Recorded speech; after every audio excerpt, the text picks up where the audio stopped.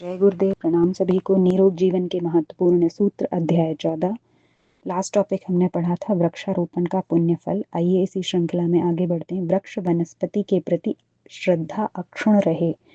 पेड़ पौधों के प्रति पूज्य भाव रखने की अपनी परंपरा सदियों पुरानी है। दुनिया में कोई भी देश ऐसा नहीं है जिसमें एक त्योहार केवल इसीलिए मनाया जाता हो कि उस दिन हर व्यक्ति वृक्षारोपण अवश्य करे। यह पर्व भी ब्राह्मण पर्व कहलाता है, अर्थात वृक्षारोपण को ब्रह्म कर्म के समतुल्य माना गया है। महाभारत ने तो एक वृक्ष लगाने को 100 पुत्रों से बढ़कर पुण्य माना है। इस उदात्त दृष्टिकोण में विराट आत्मा की अनुभूति भी संयुक्त हो सकती है और आत्मीयता के विस्तार का प्रायोगिक प्रशिक्षण भी किसी दृष्टि से लें तो एक उपयोगी और आवश्यक ही नहीं अनिवार्य परंपरा रही है, जिसकी वैज्ञानिक उपयोगिता इन दिनों समझ में आ रही है। जबकि वृक्ष वनस्पति हमारे सम्मुख त्रिदेवों की तरह अत्यंत पूज्य रूप में प्रतिष्ठित होते हैं। ब्रह्मा के रूप में वे सृष्टि में सौंदर्य की रचना करते हैं। विष्णु के रूप में उनका पालन गुण सर्वविदित है।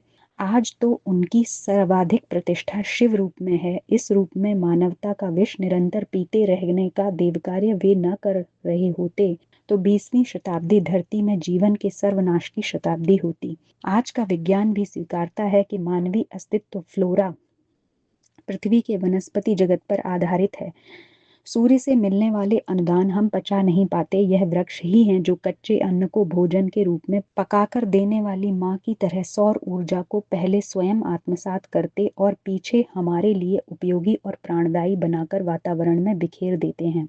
इनके गुणों को देखकर ही किसी विद्वान ने आज के बुद्धिवाद पर व्यंग करते हुए लिखा है कि आज लोग metrological plant, thermo plant, hydroelectric plant प्रभृति प्लांटों पर तो ध्यान देते हैं, पर प्लांट पौधों पर नहीं, जिनके बिना मनुष्य का जीवन संकट में पड़ सकता है। थोड़े से भी थोड़ा पढ़ा लिखा व्यक्ति जानता है कि प्रश्वास क्रिया में धुएं तथा पदार्थों के सड़ने आदि से उत्पन्न कार्बन डाइऑक्साइड जैसे एक विषैली गैस है। उसे पेड़ पौधे ही सूर्य के साथ होने वाली फोटो संश्लेषण क्रिया में काम में लेकर ग्रहण कर लेते हैं और बदले में ऑक्सीजन गैस छोड़ते हैं। जीवधारियों की प्रश्वास को अपनी श्वास और अपनी प्रश्वास को जीवन के लिए श्वास बनाकर वृक्ष वनस्पति सृष्टि में जो इकोलॉजिकल संतुलन स्थापित करते हैं, उसी के कारण सृष्टि टिकी हुई है। किंतु लगता है मनुष्य उस संतुलन को बिगाड़ डालने और अपने हाथ अपनी खुदकुशी करने को तुल पड़ा है। जनसंख्या वृद्धि के साथ साथ अधिक कृषि भूमि, अधिक आवास, सड़कों, नहरों, फैक्ट्रियों, बड़े बड़े कारखानों के लिए अधिक जमीन चाहिए और यह सब जंगल साफ करके, वृक्षों का विनाश करके ही संभव है। वही हो रहा है जिससे ऑक्सीजन और कार्बन डाइऑक्साइड का संतुलन बिगड़ रहा है। ऑक्सीजन की जमा पूंजी कम और खर्च बढ़ाने से पिछले 50 वर्षों में कार्बन डाइऑक्साइड की मात्रा 0.030 से बढ़कर 0.044% बढ़ गई है। इस असंतुलन को पाटने के लिए अधिक से अधिक वृक्ष लगाने की आवश्यकता है। अब इसे मात्र धार्मिक दृष्टि से नहीं, अपितु जीवन की दृष्टि से भी पूरा किया जाना चाहिए। कार्बन डाइऑक्साइड के अतिरिक्त कल कारखानों से sulphur dioxide, cadmium, lead, nitrogen oxide का विष भी बुरी तरह बढ़ता जा रहा है। टोक्यो, न्यूयॉर्क तथा लंदन के कुछ क्षेत्र तो ऐसे हैं जहां सांस लेने तक में भी कष्ट होता है। यह विष मनुष्य देह के लिए प्रतिदिन 40 सिगरेटें पीने के बराबर नुकसानदायक होता है। शीशे, लेड का जहर किडनी डैमेज, गुर्दा नष्ट करना, ब्लड प्रेशर तथा मस्तिष्कीय क्रियाओं को क्षतिग्रस्त करता है। सल्फर डाइऑक्साइड अस्थमा तथा श्वास संबंधी कष्ट उठ खड़े होते हैं। हमारे देवता यह वृक्ष उस विष को पिए नहीं तो हर व्यक्ति रोग शैया पकड़ ले। एक वृक्ष एक ऋतु में वायुमंडल से 130 लीटर पेट्रोल के शीशे का अंश सूख कर उसे लेड फास्फेट में बदल देता है। यह पानी में घुलता नहीं, उसे वह अपने आप में जीवन भर आत्मसात किए रहता है। मर जाने के बाद ईंधन के रूप में उसे ही मनुष्य के लिए उपयोगी बनाकर छोड़ जाता है। यही नहीं, बड़े कारखाने तो ताप पैदा करते हैं। स्वयं प्रकृति की गर्मी की असह्य मात्रा को भी संतुलित रखने में यह वृक्ष सहायक होते हैं। एटॉमिक रेडिएशन, अणु विकिरण जैसे हानिकारक प्रभाव से भी वृक्ष हमारी जीवन रक्षा करते हैं।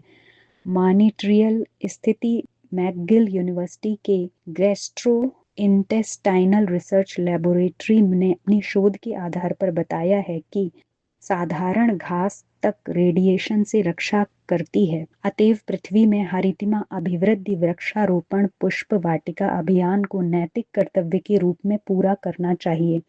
शहरों में तो लॉन और पार्क इतने अधिक आवश्यक हैं, उन्हें मनुष्य जीवन का हृदय ही कहा जा सकता है। वह मस्तिष्क को दृष्टि मात्र से निद्रा प्रदान करने वाली शीतलता देते हैं।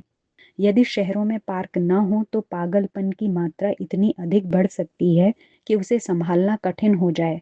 जेट हवाई जहाजों, भारी मात्रा में रेलों, बसों, भार वाहनों तथा फैक्ट्रियों आदि के शोरगुल से कानों में सीधा आघात पहुंचता है। वृक्ष न हो तो यह शोरगुल ही लोगों को बहरा बना दे सकता है।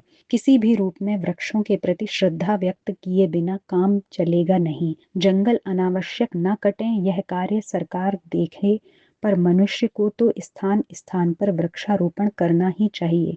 घरों के आसपास गमलों, लकड़ी की पेटियों में फल फूल सब्जियां लगाकर अपने लिए दोहरे लाभ की व्यवस्था कर सकते हैं। फूलों के पौधे तो कहीं भी निरर्थक स्थान मिले वहीं रोपें।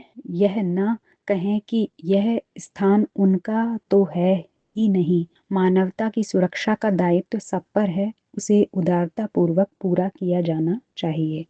तो आज के टॉपिक में हमने पढ़ा, वृक्ष अगर ना हो तो हमारा पृथ्वी पे जीवन है वो संभव नहीं है। इसलिए हमें उनका एहसानमंद होना चाहिए और उनके प्रति कृतज्ञता व्यक्त करनी चाहिए और उनको काटना नहीं चाहिए। और जहाँ तक संभव हो हमें पेड़ पौधे लगाने चाहिए। आज के लिए इतना ही। जय गुरुदेव, प्रणाम।